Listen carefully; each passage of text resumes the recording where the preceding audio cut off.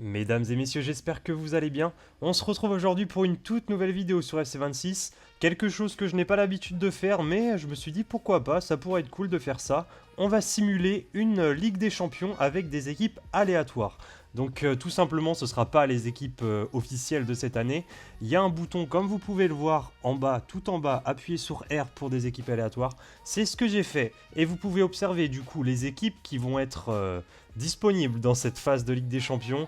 On a quelques cadors comme Manchester City, le FC Barcelone ou l'Olympiakos. On a également Brighton, on a Villarreal. Mais sinon pour le reste, on a des plus petits clubs comme le Karabag. On a également Helsinki, on peut avoir Valerenga de Norvège, Gil Vicente du Portugal. Donc voilà, ça va vraiment être cool. C'est vraiment une petite vidéo fun pour voir qui pourrait remporter cette Ligue des Champions. C'est vrai qu'on a quand même deux gros favoris, hein, le Barça et Manchester City. Mais pourquoi pas, peut-être qu'on va avoir des surprises, tout simplement. J'ai simulé la phase de ligue et on va retrouver le classement en partant du bas avec Helsinki qui finit 35e, Karabag qui est quand même 33e, un petit peu décevant, je pense qu'ils auraient pu mieux faire. Et directement, on peut observer une première surprise, le Gérone FC qui finit 31e. Très clairement les gars, il y avait la place pour finir dans le top 24 largement. Donc voilà, une petite surprise, je les attendais pas en finale non plus, mais voilà, au moins dans le top 24. Une autre surprise, le Paris FC qui finit seulement 28e, et là, une grosse surprise, le Brighton qui finit 27e. Ah, je les attendais, honnêtement les gars, je les attendais dans le top 8, très honnêtement, et 27e, très clairement, c'est vraiment une grosse surprise.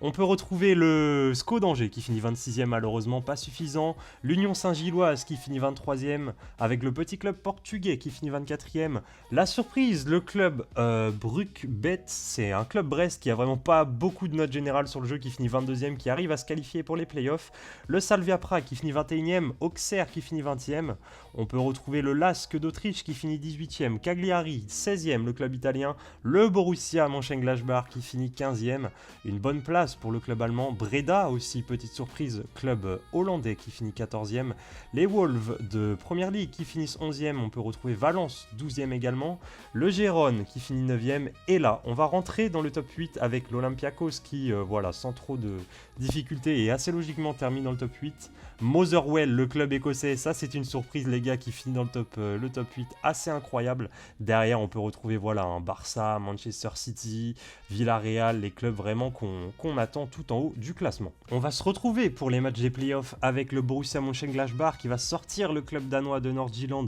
5-3 sur les matchs. On va retrouver également l'Union Saint-Gilloise qui va sortir Augsbourg au penalty, les Wolves qui vont se qualifier pour les huitièmes de finale, Fulham qui va sortir 5-1, la GIA de Auxerre, Cagliari qui va sortir le club autrichien du LASK 2-1, Gérone qui va venir sortir le petit club portugais au tir au but, Valence qui va sortir le club tchèque 4-1 avec cette fois-ci le club belge de Leuven qui va sortir le club hollandais de Breda 4-3. Donc voilà, on va retrouver en huitième de finale un Valence-Villarreal, un Leuven face à l'Atlanta Bergame, un Cagliari face à Manchester City, l'Union Saint-Gilloise qui affrontera l'Olympiakos, on a également le Barça qui va affronter le Borussia Mönchengladbach, le petit club de Motherwell qui va affronter Gérone, Newcastle qui va affronter les Wolves et Fulham qui va affronter Como. Voilà, hein, des belles petites affiches quand même, le petit club d'Écosse qui est toujours présent en espérant qu'il, pourquoi pas, passe les huitièmes de finale. On va se retrouver pour les résultats des huitièmes de finale avec comme premier match le Villarreal qui va affronter le Valence. C'est tout simplement le club espagnol du Villarreal qui va sortir Valence 5-1 avec l'Atlanta Bergame qui va sortir le club belge 3-0 sur les deux matchs. Manchester City sans trop forcer qui va gagner 2-1 face au club italien Cagliari. L'Olympiakos qui va gagner 4-3 dans un match vraiment d'Europa League, hein, Olympiakos contre l'Union Saint-Gilloise où il va avoir 4-3 sur les deux matchs. On va retrouver juste derrière le club de Barcelone qui va sortir 3-1, le Borussia Mönchengladbach, la surprise, le club écossais qui va sortir au tir au but, Genoa, excusez-moi, au tir au but, incroyable, hein, le club écossais qui se qualifie en quart de finale, Newcastle qui va sortir les Wolves sur un score de 6-2 et Como qui va sortir Fulham 4-1. On va retrouver les quarts de finale Olympiakos face à Manchester City, Newcastle qui affrontera le club italien de Côme, on a Motherwell, le petit club écossais qui va se retrouver face au Barcelone, ça va être très compliqué, Villarreal qui affrontera l'Atlanta Bergame, donc voilà, hein, globalement il reste que des grosses équipes, et nous on va se retrouver pour ces résultats avec, pour premier match, Manchester City qui va sortir l'Olympiakos 4-0, Newcastle qui va sortir le club italien de Côme, Barcelone qui va pas faire... qui ne va pas avoir de pitié face au club écossais 7-1, et Villarreal qui va passer sur un score de 3-2 au cumulé. Voici les affiches, Newcastle face à Manchester City et le Barça face au Villarreal pour ces demi-finales.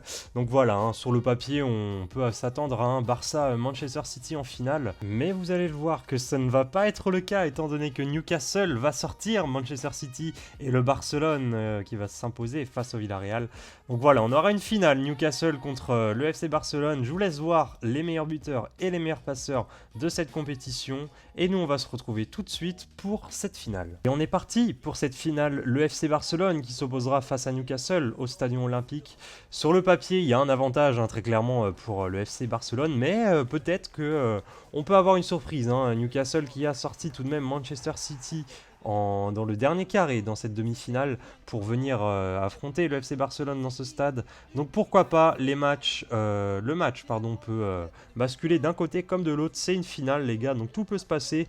Assez logiquement, voilà, on retrouve deux gros clubs quand même de cette compétition. Je m'attendais très honnêtement à retrouver un Barcelone-Manchester City, surtout qu'ils ne sont pas tombés face à face dans les phases à élimination directe. Mais c'est Newcastle qui a su en profiter, donc tant mieux pour eux, on va contrôler de notre côté le FC Barcelone et on va voir ce que ça donne dans ce match. Et c'est le FC Barcelone qui va se créer cette première occasion avec Lewandowski qui était parti en profondeur. Malheureusement sa frappe qui est un petit peu trop croisée, un petit peu trop puissante, mais voilà, c'est la première grosse occasion en tout cas dans cette première période. Une nouvelle action pour les Barcelonais avec cette fois-ci, on va retrouver Rafinha qui va se remettre sur son pied droit dans l'axe, il va essayer de l'enrouler.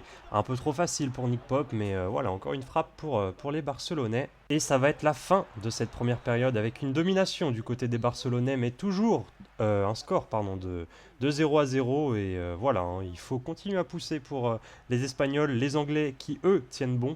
Peut-être qu'ils vont réussir à tenir jusqu'à la fin du match et aller chercher une victoire au tir au but. En tout cas, on se retrouve pour la deuxième période. On se retrouve à la 62e minute avec Lewandowski qui va envoyer en profondeur Rafinha qui a de l'espace pour entrer dans la surface de réparation. Il va se remettre sur son pied droit, enrouler et marquer les gars. Ça fait 1-0 pour le FC Barcelone à la 64e minute. C'est mérité hein, en comparant la première mi-temps et même le début de la deuxième. Il y a une grosse domination des Barcelonais face aux Anglais.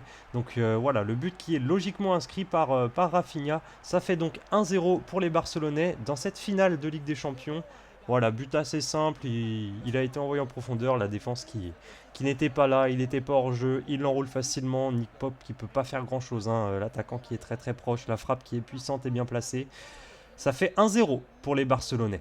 Les Anglais qui vont enfin se créer une attaque avec Guimarães qui va trouver l'attaquant allemand Woltemade qui va frapper juste devant Chesney. Et quel arrêt de Chesney! Ça a été chaud hein, parce que sur l'arrêt de Chesney il y avait je crois que c'était Gordon qui était allé à l'abordage pour essayer de récupérer le ballon juste après la frappe de Woltemade. Mais en tout cas Lewandowski qui se retrouve de l'autre côté avec cette frappe et Nick Pope qui va avoir la main ferme. Grosse action des deux côtés dans cette minute à la 77e. Et attention aux Barcelonais à ne pas craquer en toute fin de match avec Barnes qui va se retrouver seul face à Chesney. Ah là, il rate complètement sa frappe. C'est dommage pour les Anglais parce que très honnêtement, il était absolument pas gêné. Il aurait pu mieux faire. Cette frappe qui ne passe pas si loin non plus, mais voilà, c'était probablement la dernière occasion pour les Anglais. Et ce match qui va se terminer sur la plus petite des marges. Victoire 1-0 des Barcelonais. Victoire méritée, très honnêtement. Ils n'ont pas été en danger plus que ça. Voilà, sur le papier, c'était aussi eux les gagnants, les favoris. Ça a été le cas sur le terrain. Les Anglais qui ont quand même essayé de se battre jusqu'au bout. Ils se sont peut-être réveillés un petit peu trop tard en se créant des occasions dans les 20 dernières minutes. Le Barça qui a fait ce qu'il fallait faire en attaque et en défense. Donc voilà, victoire logique des Barcelonais qui vont soulever une 6e, si je dis pas de bêtises, Ligue des Champions. Voilà les gars, j'espère que vous avez kiffé la vidéo, le concept. En vrai de vrai, moi j'ai kiffé faire ça. Ça me permet de changer aussi un petit peu de faire du Road to Division 1 ou du mode carrière. Si vous voulez un épisode 2 pour une Ligue des Champions aléatoire d'ici 1 ou 2 mois, dites-le moi dans les commentaires, je suis chaud. Très honnêtement, je kiffe. On peut voir des petites surprises comme on a pu le voir avec le club écossais de Motherwell. Je trouve ça un petit peu kiffant, donc voilà. Dites-le moi dans les commentaires et nous on se laisse sur ces belles images. Salut les gars.